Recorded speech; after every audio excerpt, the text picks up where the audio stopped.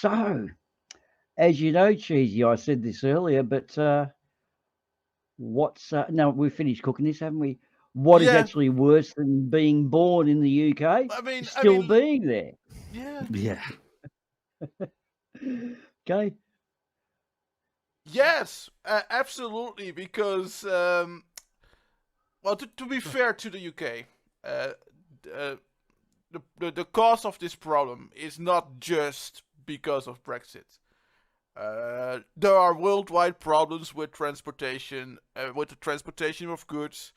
It's partly COVID. It's a whole heap of problems. But Brexit, but the UK also has Brexit. Bit of a perfect storm, so to speak. Yeah, basically. And So, that led to some interesting situations where the shelves in the supermarket are so empty well, that hang on, they are. Ardawen. I've got to point this out to you. I've walked up to my cupboards, I've opened them up, and I've got motherhood syndrome. My cupboards are totally bare. Yet, I've got my mother visiting, and I need to give her the impression I'm looking after myself. So, what could I possibly do to make mum think I'm eating properly and have my fully stocked shelves, even though I don't have a lot of money? How could you help me out here? If I was in the UK, would I have the problem? Well, I have to offer you cardboard, carrots, and cardboard houses thingies. Yum, yum. Yes, yes. I'm sorry, But this is yeah, let's killing me. go. Let's quickly go to the article here. So, supermarkets are using cardboard cutouts to hide gaps left by the supply issues. And so what they people found out is that in supermarkets in the UK are now using cardboard cutouts of fruits and vegetables. Okay, I'm going to make light of a good situation. When mum comes to visit, I'm going to cook dinner for her using these ingredients I've purchased from our English supermarket. It's going to be so good and balancing up from those times when I say, "Come on, mum, you have to eat your cardboard asparagus." Waff it all down, because basically that's what she served me when I was a kid. So this is the time to get revenge on your parents.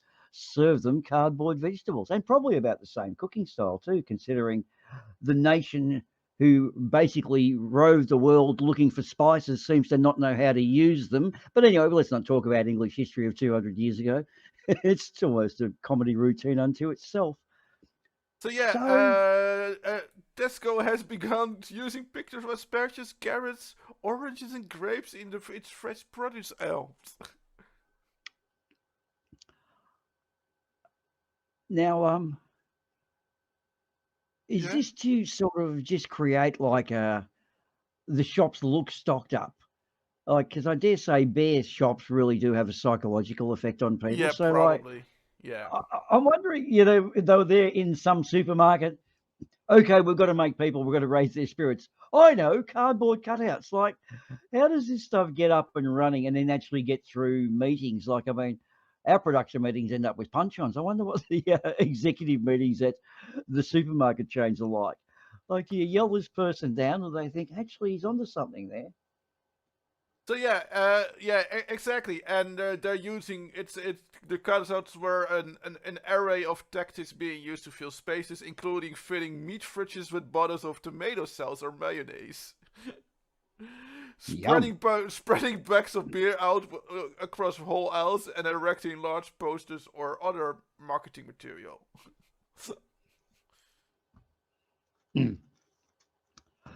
So what the Germans couldn't achieve in World War II with U-boat starvation, the perfect storm in England has achieved it themselves. So they could have just sat aside and done nothing, and they probably would have eaten themselves into cardboard extinction.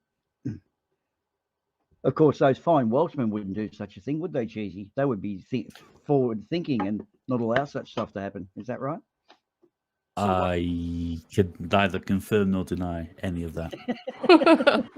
You guys are busy reading the chat, aren't you? I know it. I can see it. Yeah.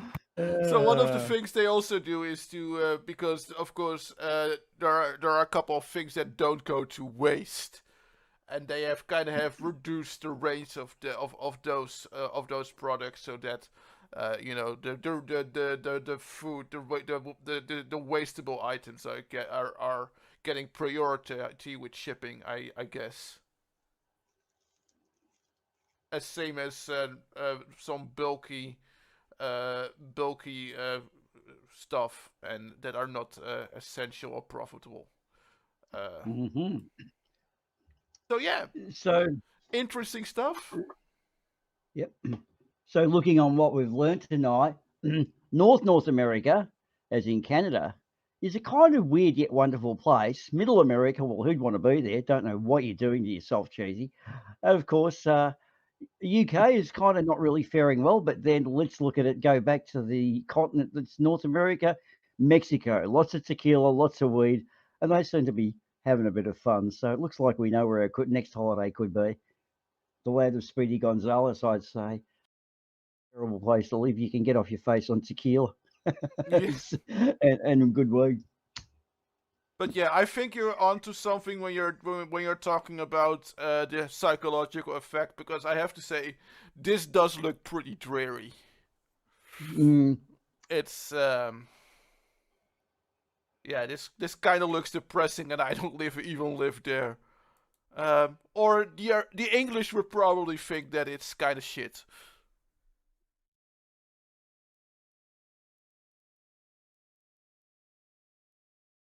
So yeah.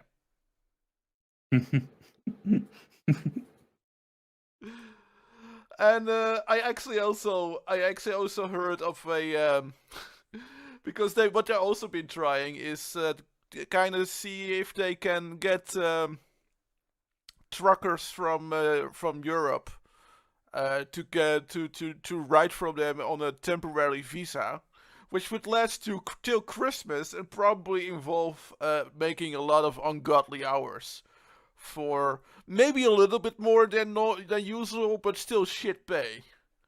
And they talked to a Dutch lorry driver. Wait, I think I lost connection to the Jitsi. Did you? Oh no, Boomer did. Okay, Boomer left. There we have Boomer again. Hopefully. I think we have a Boomer back. Yeah. It was. I thought it was weirdly quiet. Yes. No, I've had some buffering issue occur. Yeah. It's just I don't know. Maybe a seagull landed on the power lines of the string in the internet. That's a bit weird. Anyway, I shall ring up the carrier and do my best. Karen later. I'll ring them at 9 o'clock, get them first thing in the morning, and make them think about me for the rest of the day. Anyway, yeah, I'm back.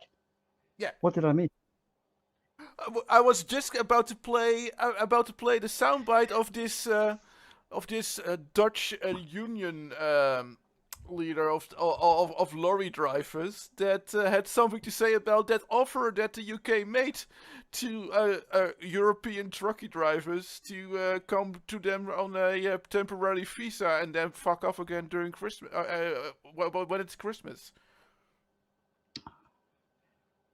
And this is basically what he had to say, and I thought it was kind of funny. The EU workers. I can't hear it. Let me quickly fix that, because of course I could do my finest Dutch truck driver impression if you'd like. Or in fact, what I could do is go on about my wonderful French teacher, Mallory, who's been teaching me French, and after 2 weeks of French, my French is so stunningly beautiful. She said I can't benefit any further because Please it's so don't. good. So thank. I got it, guys. Well, you said it can't be any better than it is now. I did not so, I mean, say any of these words. You're putting words in my mouth. No, well, okay. Oh, thank so God, they're words. But you said I don't need any more French lessons, so therefore Absolutely. I must have achieved the pinnacle. Yeah, okay. You know what? You're right. You do not need any more French lessons. Maybe you should move on to the next language, and here's a certificate Get out the door. Yeah, no, you'd had a couple of drinks, which I must say, teaching me doesn't have a couple of drinks. You said that there's nothing you can teach me more to improve my French, meaning I've achieved my pinnacle of French. That's the way I read it. Is that correct? Would you like me to give us? No. We're Let's just instead listen to the Dutch truckie driver who Yes, thank you. had Thank this you. to say to Thank their you. offer. Thank you. The EU workers we speak to will not go to the UK for a short-term visa to help UK out of the shit they created themselves. I think that was pretty clear language. Maybe a bit hard to understand, but clear.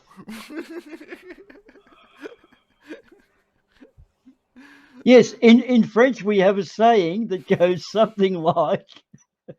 I'm waiting for the interruption there. Okay. Oh, never listen to the British, huh? Yes, well, they win a couple of wars by default and they go on about it forever, don't they? Yes, that's, well, I suppose you've got to do something. In fact, I do have an interesting one from a French point of view. They could fart. They actually farted in their general direction 5 times before they eventually beat Napoleon. So it was a soccer match. 5-1 is a pretty tragic thrashing when you think about it. So the English history against French when it comes to Napoleon wasn't real for good. Anyway, that's my history lesson for today. I'm sure Mallory's probably got some French terms for me, haven't you? Like I fart in your general direction. Omelets du fromage. You have just watched an outtake of the Something for Nothing livestream. If you want to see the full show, you can follow the link in the description below. If you like what we got, please click the subscribe button and tickle that little bell. And of course, give us a like. See you next time.